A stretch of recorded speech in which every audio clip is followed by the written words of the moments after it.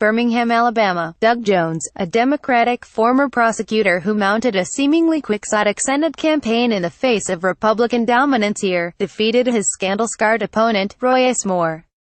After a brutal campaign marked by accusations of UAL abuse and child molestation against the Republican, the upset delivered an unimagined victory for Democrats and shaved Republicans' unstable Senate majority to a single seat. Mr. Jones's victory could have significant consequences on the national level, snarling Republicans' legislative agenda in Washington and opening, for the first time, a realistic but still difficult path for Democrats to capture the Senate next year.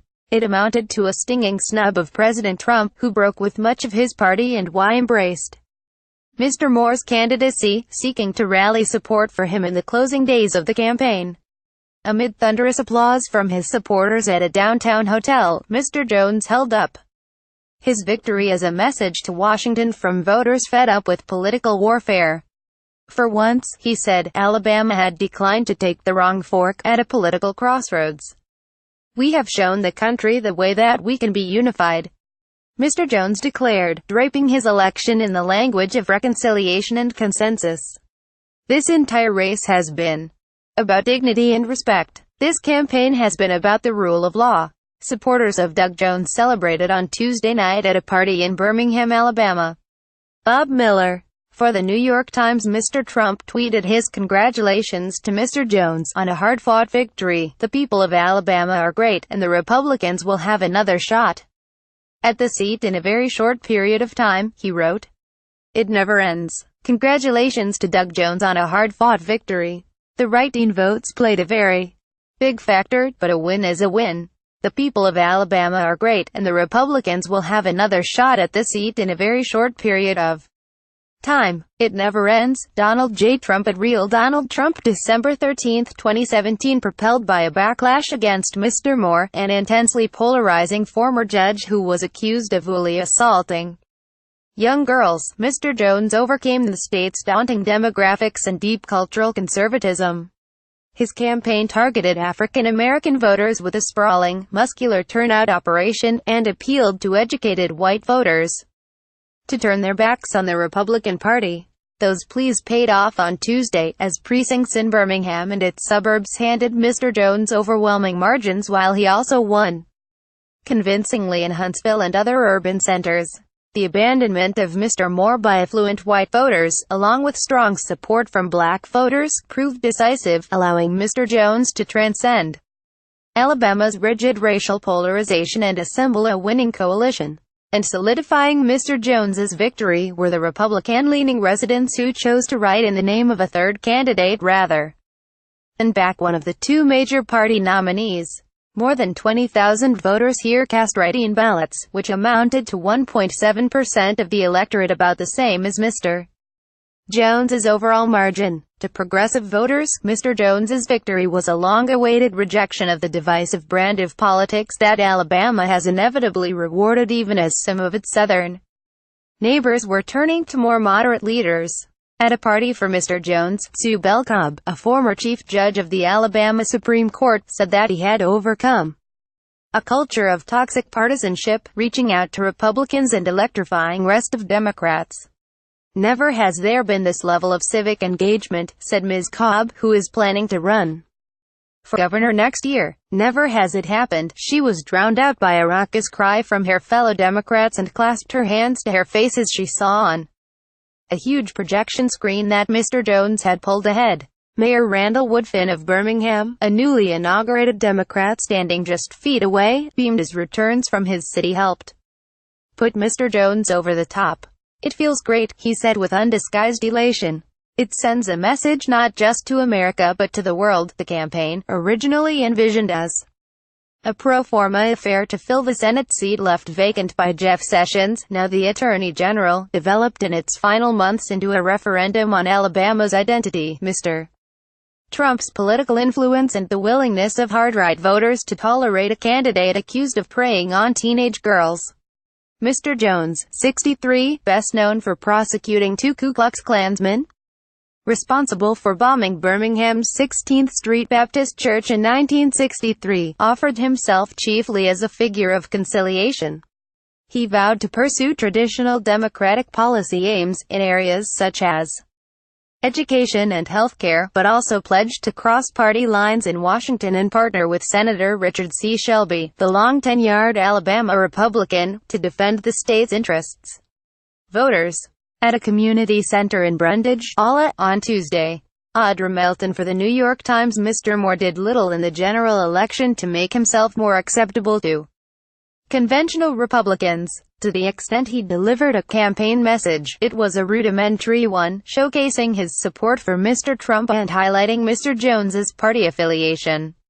But after facing allegations in early November that he abused a 14-year-old girl and pursued relationships with other teenagers, Mr. Moore became a scarce presence on the campaign trail. On election night, as the results came in from Alabama's cities and Mr. Moore's lead evaporated, the mood at the candidates' election night party in Montgomery darkened. A saxophonist played a slow rendition of Amazing Grace, and the crowd quieted as the results from the New York Times website posted on a projection screen turned toward Mr. Jones. Taking the stage over an hour after the Associated Press called the race, Mr. Moore refused to concede and instructed a subdued crowd to wait on God and let this process play out, go home and sleep on it, he told supporters. The election is a painful setback for Republicans in Washington, who have already struggled to enact policies of any scale and now face even tougher legislative math. Mr. Moore's success in the Republican primary here, and the subsequent general election fiasco, may deter main Republicans from seeking office in 2018 and could prompt entrenched incumbents to consider retirement. But there is also a measure of relief for some party leaders that Mr. Moore will not join the chamber, carrying with him a radioactive cloud of scandal. A number of Republicans, including Senator Mitch McConnell of Kentucky, the majority leader, had indicated that Mr. Moore would face an ethics investigation if he were elected, and possibly expulsion from the Senate. Residents in the Norwood neighborhood of Birmingham turning out to vote in the early morning hours. Bob Miller for the New York Times. Mr. Trump and Republican activists would most likely have opposed such a measure, setting up a potentially drastic, months-long clash within the Republican Party, now averted thanks to Mr. Jones. Still, that relief comes at a steep price. Before the election in Alabama, Republicans were heavily favored to keep control of the Senate in 2018, when Democrats must defend 25 seats, including 10 in states that Mr. Trump carried in 2016. Just 2 or 3 Republican-held seats appear vulnerable, in Arizona, Nevada and Tennessee. But after Mr. Jones is sworn in, Republicans will control only 51 seats, creating a plausible route for Democrats to take over. If the election burst into the national consciousness in early November, with the abuse claims against Mr.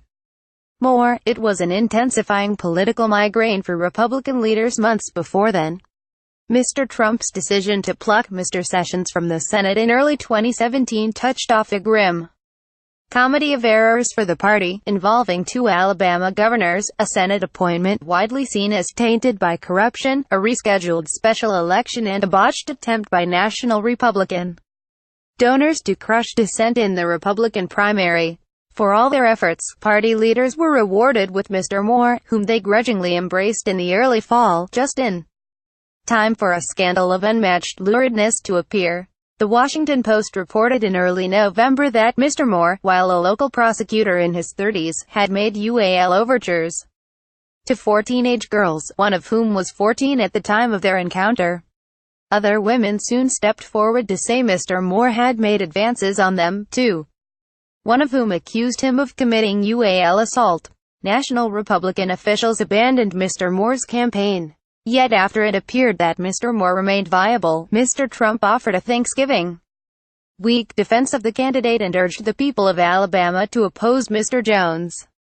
Mr. Trump's intervention helped stabilize Mr. Moore's campaign. When the president made the case for the Republicans' candidacy at a Friday rally in the Gulf Coast town of Pensacola, FLA, just over the Alabama border, Mr. Jones's campaign saw its internal polling advantage dissipate. Yet, the conclusion of the campaign was largely to Mr. Jones's benefit. Mr. Jones raised $10.2 million in just over a month and a half, and third-party groups augmented his candidacy. helping him finance an extensive voter turnout effort after he had dominated the state's airwaves for weeks. He raced across Alabama with a handful of out-of-state surrogates and one local celebrity, the basketball star Charles Barkley, in the election's last days, focusing his attention on cities, college towns and heavily black communities. Mr. Moore, instead of facing questions about accusations of UAL abuse, largely vanished from the campaign in the last week. He returned to Alabama for a rally in the rural, southeast corner of the state on Monday with Stephen K. Bannon, Mr. Trump's former chief strategist. But the most memorable comments from the event did not come from Mr. Moore. Rather, they emerged from Mr. Bannon, who mocked the MSNBC host Joe Scarborough, a University of Alabama graduate, for not attending a more prestigious school. Mr. Moore's wife Kayla, who angrily denied charges the couple was anti-Semitic by noting, "One of our attorneys is a Jew, and an army friend of the candidate," who recalled the two of them being uneasy walking into a Vietnam brothel to find pretty girls, whom Mr. Moore found too young. A version of this article appears in print on December 13, 2017, on page A1 of the New York edition with the headline "Democrat wins pivotal Alabama Senate seat."